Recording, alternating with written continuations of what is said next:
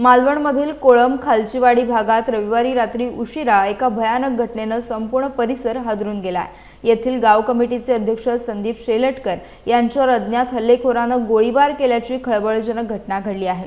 ही घटना इतकी भीषण होती की गोळी शेलटकर यांच्या डोक्याच्या अगदी जवळून गेली, मात्र सुदैवानं या प्राणघातक हल्ल्यातून ते थोडक्यात बचावलेत। या घटनेची माहिती मिळताच मालवण पोलीस ठाण्याचे पथक तात्काळ घटनास्थळी दाखल झाले। पोलिसांनी रात्रीच घटनास्थळाचा पंचनामा पूर्ण केला असून आरोपीचा शोध घेण्यासाठी विविध पथके तैनात करण्यात आली आहेत। या गोळीबारामागील नेमकं कारण अद्याप समोर आलेलं नाही। या कृत्यामुळे संपूर्ण मालवण तालुक्यात भीतीचं आणि दहशतीचं वातावरण पसरलं आहे। गोळीबार नेमका कोणी आणि का केला याचा पोलीस गांभीर्यानं तपास करतात। आरोपीला लवकरात लवकर बेड्या ठोकल्या जातील असं पोलिसांनी स्पष्ट केलं। शांत असलेल्या कोकण किनारपट्टीवर अशा गोळीबाराच्या घटनेमुळे सर्वत्र चर्चा सुरू आहेत। एक 9-10च्या सुमारास ही घटना घडली।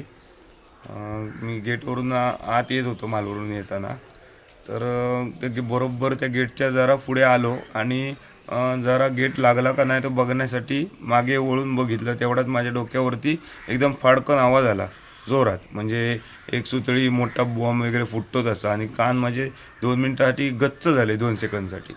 आणि पुढे बघतो तर एकदम किचनच्या समोरच्या भिंतीवर काहीतरी आपटला आणि पाण्याचा फवारा उडायला लागला। गाडी लावून मी गाडी लावेपर्यंत माझी बायको आणि मुलं आत आली, बाहेर आली, आणि ती शोध झाली कसला आवाज आला। तर बघतो तर पूर्ण पाणी उडत होतं, म्हणून मी कॉक बंद केला आणि मला वाटलं पहिलं किचनमध्ये काहीतरी स्फोट झाला, पण बघल्यानंतर लक्षात आलं की जिथे पाणी लिकेज होतं तिथे पूर्ण भिंतीवर छिद्र पडलेली होती, होल पडलेले। मग माझ्या लक्षात आलं की 100% हे कोणीतरी फायर केलं, म्हणजे काडतुसाची फायर असते तसा प्रकार होता तो। माझ्या लक्षात आलं कोणीतरी गोळीची फायर केली माझ्यावर। त्या पलीकडे त्यांनी आवाज दिला की काय झालं, माझ्या कोणतरी हातावर कोणतरी मारून माझ्या घराच्या समोरून राईट साईडला घराच्या काळोखात कोणतरी पळाला। मग माझ्या लक्षात आलं की त्या समोरच्या बरोबर स्पॉटवरून त्यांच्या कंपाऊंड म्हणून माझ्यावर कोणीतरी फायर केली।